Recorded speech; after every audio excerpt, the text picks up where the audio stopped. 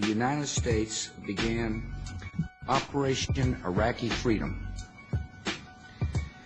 As the campaign unfolded, tens and thousands of our troops poured across the Iraqi border.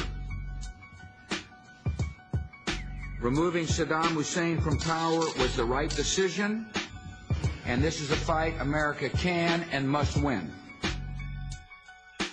Welcome to a terrible anniversary today on the Young Turks, the 5th anniversary of the Iraq War. 5 long, brutal, hard years ago, George Bush made the dramatic mistake of starting the war with Iraq.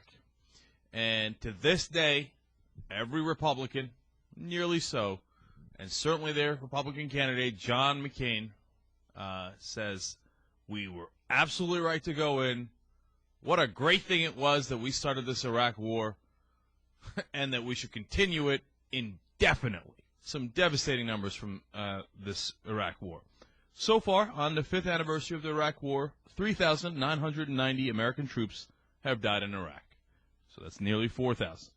29,395 U.S. service members have been wounded in hostile action since the start of the U.S. military operations in Iraq. That's almost 30,000 wounded in hostile action. 60,000 is the number of troops that have been subjected to controversial stop-loss measures. In other words, your service was done to the military, but they said, no, we're going to need you back, and they sent you for 2-3 more times to Iraq. The number of times the 3rd Battalion, 4th Marine Regiment